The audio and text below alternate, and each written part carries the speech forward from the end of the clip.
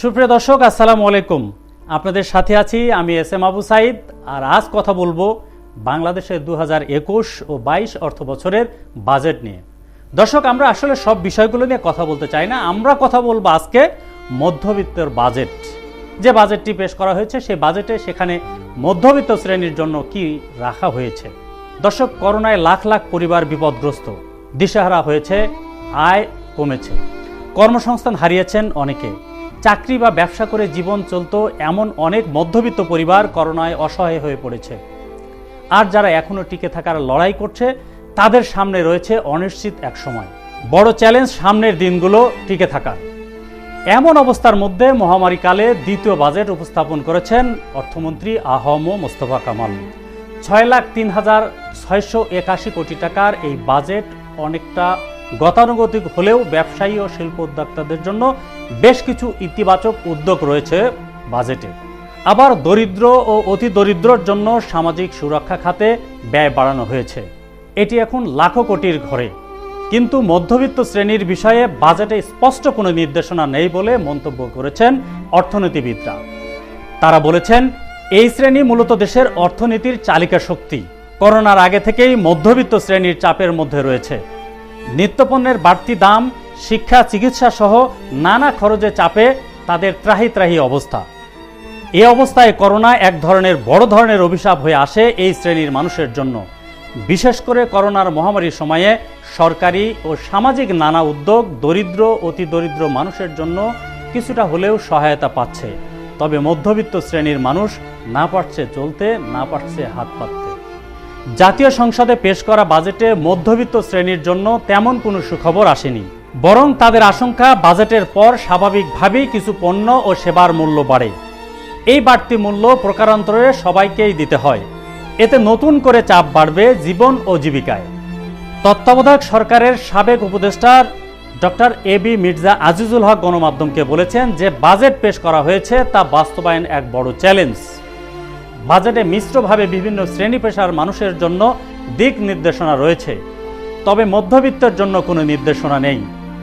বাজেটের পর এই মধ্যবিত্ত শ্রেণী ক্ষতিগ্রস্ত হবে, কারণ পণ্যের দাম ও সেবার মূল্য বাড়লে সবাইকে তা পরিশোধ করতে হবে। তিনি বলেন, স্বাভাবিকভাবেই মধ্যবিত্ত শ্রেণী বাজেটের পর ক্ষতিগ্রস্ত হবে। ওদিকে প্রস্তাবিত বাজেটে করোনাকালের জন্য কর্মসংস্থানের নতুন কোনো দিক নির্দেশনা নেই। বরং বলা হচ্ছে ব্যবসা ও শিল্পের জন্য সুযোগ সুবিধা বাড়ানো, কর্মসংস্থান বাড়বে। এই সুবিধা সবাই পাবে, কিন্তু করোনাকালে বন্ধ থাকা সরকারি চাকরিতে নিয়োগ সহ স্বায়ত্তশাসিত প্রতিষ্ঠানে শূন্য থাকা পদে নিয়োগ ও নিয়মিত জনবল নিয়োগ প্রক্রিয়ার বিষয়ে স্পষ্ট কোনো ধারণা পাওয়া যায়নি প্রস্তাবিত বাজেটে।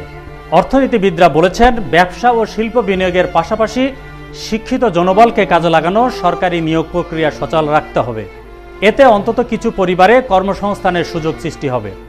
ওদিকে করোনাকালে শিক্ষা প্রতিষ্ঠান বন্ধ থাকলেও বেশিরভাগ শিক্ষা প্রতিষ্ঠানের শিক্ষার্থীদের বেতন ফি নিয়মিত আদায় করে যাচ্ছে। সন্তানদের নিয়ে হতাশায় থাকা অভিভাবকরা এই বেতন ভাতা দিতে গিয়ে বাড়তি চাপ অনুভব করছে। সরকারের তরফ থেকে শিক্ষা প্রতিষ্ঠানের বেতন ফি সমন্বয়ের কথা আগে বলা হয়েছিল, কিন্তু এখনো তা কার্যকর করা হয়নি। ওদিকে বাজারে মাছ, মাংস থেকে শুরু করে চাল, ডাল, পেঁয়াজ সহ সব ধরনের নিত্য প্রয়োজনীয় পণ্যের সামগ্রীর দাম বাড়ছে। নিয়মিত বিরতি বাড়ছে এসব পণ্যের দাম। একবার কোনো কারণে বাড়লে তা আর কমে না। এতে বেশি অস্বস্তিতে ভোগেন মধ্য ও নিম্নবিত্ত আয়ের মানুষ, কারণ প্রতিদিন বাজারের হিসাব মেলাতে গিয়ে তাদের হিমশিম খেতে হয়। 2021-22 অর্থ বছরের প্রস্তাবিত বাজেটের সমালোচনায় বিএনপির অন্ধ বিদ্বেষপ্রসূত বলে মন্তব্য করেছেন আওয়ামী লীগের সাধারণ সম্পাদক ও সেতুমন্ত্রী ওবায়দুল কাদের। তিনি বলেন, বিএনপি ভালো কিছু দেখতে পায় না। বাজেটের সমালোচনা তাদের অন্ধ বিদ্বেষপ্রসূত কথামালার চাতুরী। করোনার সংকটকালীন বাস্তবমুখী, মানবিক, সময় উপযোগী, ব্যবসা ও বিনিয়োগ বান্ধব নিশ্চয়তা দিয়ে বাজেট পেশ করা হয়েছে। অপরদিকে 2021-22 অর্থ বছরের প্রস্তাবিত বাজেটে দেশের সব শ্রেণী পেশা মানুষের সহযোগিতা চেয়েছেন অর্থমন্ত্রী আ.হ.ম মোস্তফা কামাল। বাজেট উত্তর এক সাংবাদিক সম্মেলনে তিনি বলেছেন, বিশ্বময় করোনাকালে দেশের বিশাল জনগোষ্ঠী কর্মসংস্থান হারিয়েছে, অনেক মানুষের সম্পদ খরচ হয়ে গেছে। এমন একটি সংকটময় পরিস্থিতিতে বাজেট উপস্থাপন করেছি। আসুন আমরা সবাই মিলে এই বাজেট বাস্তবায়ন করি। করোনার মহামারীর প্রভাব নতুন করে দরিদ্র হওয়া ও দরিদ্র সীমার নিচে চলে যাওয়া জনগোষ্ঠীর পূর্ণাঙ্গ কোনো হিসাব সরকারের কাছে নেই বলেও মন্তব্য করেন মন্ত্রী। তিনি বলেন, পূর্ণাঙ্গ হিসাব পেলে এসব মানুষের জন্য ব্যবস্থা নেওয়া হবে। কোভিডের প্রভাবে নতুন করে দরিদ্র হওয়া এবং দরিদ্র সীমার নিচে চলে যাওয়া জনগোষ্ঠী নিয়ে সরকারের পরিকল্পনার কথা জানতে চাইলে অর্থমন্ত্রী বলেন, এটা নিয়ে বাংলাদেশ উন্নয়ন গবেষণা প্রতিষ্ঠান কিছু কাজ করছে। সম্ভবত তাদের হিসাবে এই হার 26%। আমরা এখনো এটা পূর্ণ মাত্রার হিসাব পাইনি। বাংলাদেশ পরিসংখ্যান ব্যুরো এটা নিয়ে কাজ করছে। বিবিএস যখন করবে তখন আমরা এটা নিয়ে কাজ করব। বিএনপির মহাসচিব মির্জা ফখরুল ইসলাম আলমগীর বলেছেন, এবারের প্রস্তাবিত বাজেটে প্রতিপাদ্য শব্দমালার মাঝেই ভাওতাবাজি পরিষ্কার। কারণ করোনা পরিস্থিতিতে মানুষের স্বাভাবিক জীবন গত 18 মাস ধরে অচল।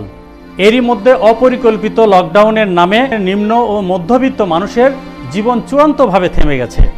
তাই স্পষ্ট মানুষের জীবন জীবিকার কথা মাথায় না রেখে কেবলমাত্র অর্থনীতির নানা তথ্য ও বিশাল সংখ্যার আর্থিক বাজেট উপস্থাপনের মাধ্যমে কার্যত জনগণের সঙ্গে এক ধরনের ভাওতাবাজি করা হয়েছে।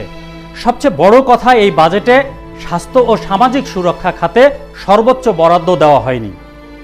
অথচ এই মুহূর্তে মানুষের জন্য স্বাস্থ্য ও সামাজিক সুরক্ষা সবচেয়ে বেশি প্রয়োজন। মহামারীকালে মানুষের জীবন জীবিকার স্বাভাবিক গতি ফিরে পেতে ও বেঁচে থাকার নিশ্চয়তা চলমান স্বাস্থ্য পরিকল্পনা গ্রহণের ক্ষেত্রে 2021-22 অর্থ বছরের প্রস্তাবিত বাজেট সম্পূর্ণ ব্যর্থ। এটা একটি অবাস্তবায়নযোগ্য, কাল্পনিক ও কাগজের বাজেট ছাড়া আর কিছুই নয়। প্রস্তাবিত বাজেটে কোভিডের মহাসংকট থেকে রক্ষার দিক নির্দেশনা নেই। জনগণের সমর্থনহীন সরকারের রাষ্ট্রের প্রতি কোনো দায়বদ্ধতা নেই। তাই এই বাজেট জনস্বার্থে কোনো প্রতিফলন ঘটেনি। এটি দুর্নীতির ধারাবাহিকতা রক্ষার বাজেট। ঘোষিত বাজেটে অপচয়, অব্যবস্থাপনা বন্ধ করে সুশাসন ও জবাবদিহিতা নিশ্চিত করা হয়নি। দর্শক, প্রতি বছর লাখ লাখ কোটি টাকার বাজেট আসে। এ খবর আমরা পত্রিকায় পড়ি, টেলিভিশনে দেখি সকলেই। এক সময় বাজেট এলে অনেকের মতো মধ্যবিত্তরা আশা করত তাদের মতো সাধারণ মানুষের জন্য কিছু থাকবে, সাধারণ মানুষের ভাগ্য বদলের উপায়ের কথা বলা থাকবে। আর এখন সে আশা মধ্যবিত্তরা করে না, কারণ বাজেট ঘোষণার পরই দেখা যায় আগের চেয়ে খারাপ অবস্থা তৈরি করে। যেমন জিনিসপত্রের দাম বাড়ে। দর্শক, একজন মধ্যবিত্ত মানুষের ঘরে খাবার নেই, চক্ষু লজ্জায় হয়তো সে চাইতেও পারছে না। অন্যদিকে ভাড়া পরিশোধের জন্য বাড়ির মালিক চাপ দিচ্ছেন। জীবনযাত্রায় ব্যয় মেটাতে হিমশিম খেতে হচ্ছে মধ্যবিত্তদের। বেসরকারি প্রতিষ্ঠানে কর্মরতরা অনেকেই বেতন পাচ্ছে না। সঞ্চিত অর্থ শেষ হওয়ার পথে আছেন, চাকুরি হারানোর শঙ্কায়। সরকারের কোনো প্রণোদনার মধ্যেও নেই তারা। ফলে চলমান লকডাউনের মধ্যে মহাসংকটে পড়েছে বাংলাদেশের গৃহবন্দী কয়েক কোটি মধ্যবিত্ত। অর্থনীতিবিদরা মনে করেন এইসব পরিবারের অনেকেই এখন নিম্নবিত্তের স্তরে নেমে এসেছেন। দর্শক, অর্থনীতির চালিকা শক্তি দেশের মধ্যবিত্ত তথা নিম্নবিত্ত শ্রেণী। তারা করও দেয়। করোনার মহামারীতে তাদের আয় কমেছে। অনেকেই চাকরি হারিয়ে গ্রামে চলে গেছেন। অনেকে 1 বছরের সঞ্চয় ভেঙে খেয়ে নিঃশেষ হয়েছেন। দীর্ঘকাল ধরে লড়াই করার সঞ্চয় তাদের নেই। অর্থনীতির চাহিদা তৈরির নেপথ্যের কারিগরদের রক্ষা করা না গেলে অর্থনীতি পুনরুদ্ধার সফল হবে না। মধ্যবিত্তরা সমাজকে টিকিয়ে রাখে। এই মাঝের স্তরটিকে অবক্ষয়ের অর্থ সমাজের অর্থনীতি ও সামাজিক ভারসাম্য নষ্ট হওয়া। অর্থনীতিবিদরা বলেছেন, মহামারীতে ক্ষতিগ্রস্ত মধ্যবিত্তদের রক্ষা না করলে অর্থনীতি পুনরুদ্ধার বাধাগ্রস্ত হবে। দর্শক, আজ এখানেই শেষ করছি। আবারও দেখা হবে নতুন কোনো বিষয় নিয়ে। আপডেট তথ্য পেতে পুণ্য টিভি সাবস্ক্রাইব করুন। আল্লাহ হাফেজ।